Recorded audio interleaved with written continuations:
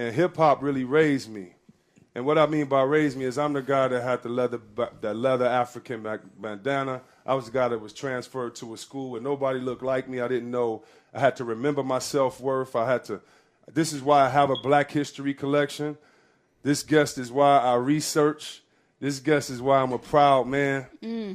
This guest was on Soul Train Awards. When we beat Duke, when we played Duke, we lost to him the real good game at Michigan, the one they had at home. I think it was like December 18th to 28th or something like that. We was playing Shut 'Em Down, Shut 'Em Down, Shut 'Em Down. Mr. Chuck D, are you there, sir? Yes, sir. I'm out here in O'Hare, Chicago. You know how it is. You know, I got off and boom, the Hawk hit me. But it was real good here. Didn't talk about David Bowie on Soul Train and also, he be watching a lot of it. This cat's out there watching everything, man. But thanks for having me on the show. Hey, man, thank you, man. Hey, can you just talk a little bit about, being as Black History Month and being that you are an artist and you know the ins and outs and the hardships. Can you talk about what the artists were going through in the 60s and 70s with no outlet and maybe what a Don King meant to them and to you? But Don Cornelius meant it all because he was the entire network. And for somebody like myself, we didn't have like radio stations playing our records. So back in the day, especially if you wasn't heard, you wasn't anywhere. You couldn't even pop national. You had to do a lot of things, piece by piece. We were fortunate to also be around, people like LL Cool J and Run DMC to play live in the arenas, but we still needed something to expose us. And the minute that Don Cornelius invited us to come with the Def Jam camp in October to tape the broadcast when we performed Rebel Without Applause, they aired it in December. And we was actually overseas doing one of our many tours.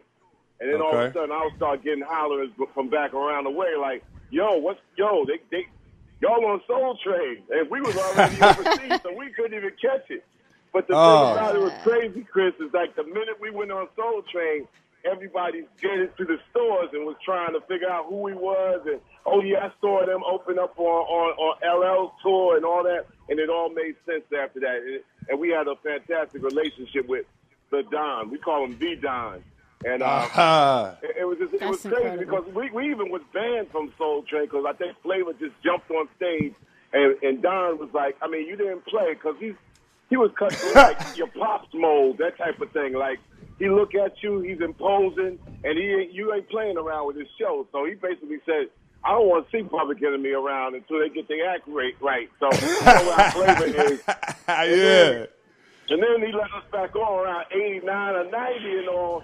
But it was all love anyway, because he let us back on because he said, okay, I'm really proud of you brothers. And it's all documented. You can find it on YouTube on the Public Enemy site. But, he's the Don, man, and I have the utmost respect for him. I was supposed to be documented in the Soul Train documentary, but by somehow they just, lost my audio, and I laid down, You know how that is, Chris? You lay down an hour worth of jewels, and then all of a sudden it's like, oh, sorry, can you do it again? And I was in Hamburg or somewhere like that. I said, oh, man, so. But it's all good, man. Man. Yo, Chuck, this is Shanti Das. What's good? Hey, Shanti. Thanks for your book. Oh, wow. Oh, you got it. Yo, the team. Oh, my God. This is all right. I had to go get some muscle, baby. My 98. Oh, wow. Yo, let me tell you also, Chris, you be actually, your acumen and your exact analysis on everything has been hot for years, man. And you're a definite fit for people to actually know more about the nuances of the game and still be fly and hip with it. So I thank you, man. Thank you, brother. That means a lot, man. Yo, Chuck, I just want to ask you mentioned, when people saw you guys on Soul Train and then they either immediately went out to the stores, talk about just that impact back then, because now it's so many different outlets where fans can consume music, but I don't think people really understand what Don did for music, whether it was hip-hop or rap back in or R&B music. People saw you, they immediately went in the store, so you knew that was an instant exchange and you were gaining fans and selling records, and now it's just a lot different, but just talk about that impact. Well, I'll be straight and frank, Shanti. I mean, this is 1980s. That's during R&B. That's Reagan and Bush. Black people weren't on TV. So, I mean, if you was an athlete, you was on TV, but they wouldn't even let you talk much. So, right.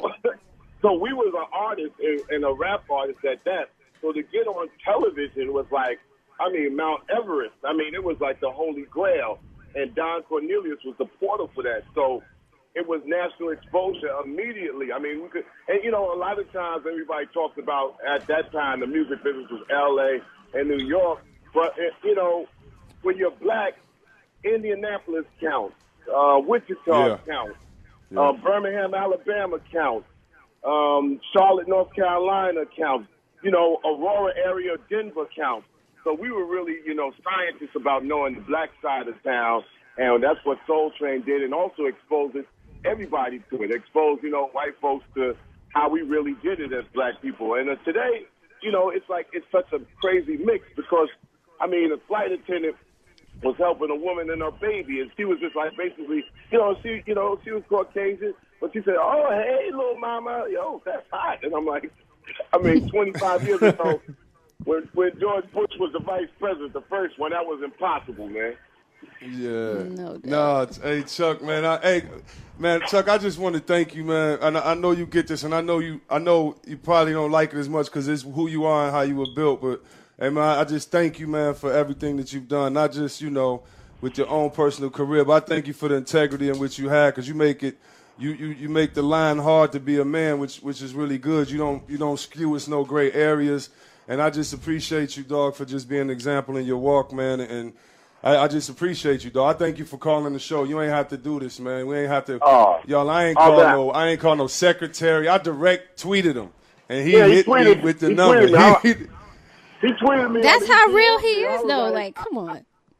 Yeah, you know, I'm going to say my Twitter address. It was Mr. Chuck D, MRCHUCK. Mr. Chuck D. Yes, it's Mr. Chuck D. And, you know, I tell people real quick before I go, because it's loud as hell here. Yo, at the age I am now, if I can't teach, I shouldn't even open my mouth to speak. And I leave it at that. Love you, Chuck D. Thank you for being on the show, baby. Respect, the Chuck. one and only, baby. Hey, I want to be there. I need tickets to the Rock and Roll Hall of Fame. Can't trust it, baby. Trust it. You know. Yeah. But appreciate you. Thank you, brother. Right, yo, Chuck, I'm going to holler at you. All right. Please do. Peace. That's right, y'all. Y'all can reach him right there. You know, first of all, check him out, Mr. Chuck D at Twitter.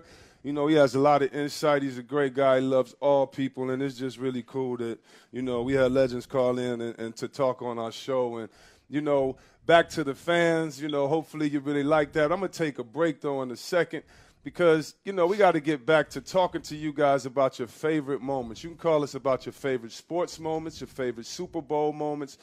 Call us about your favorite moments, your favorite Soul Train moments.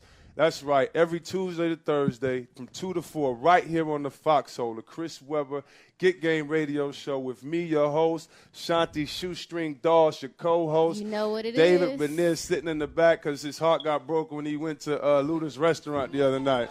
That sounds like his game issue. Let me tell you what happened before we go to break. He went there. He said she broke up, and then he went to Strokers with her boy, and she was on stage. No.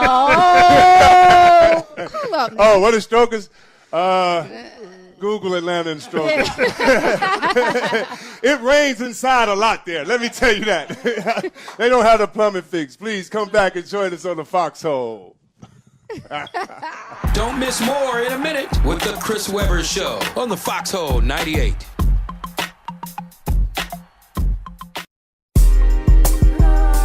What's up, good people? This is Shanti Dawes. Welcome back to the Chris Webber Show on Get Game Radio.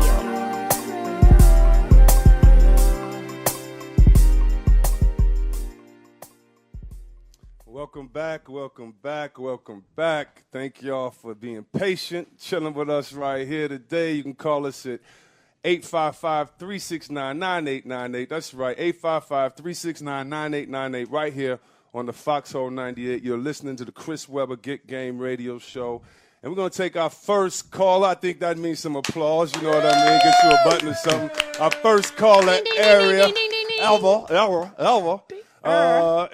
His name is Mario from Mexico. What's up, Mario? How you doing?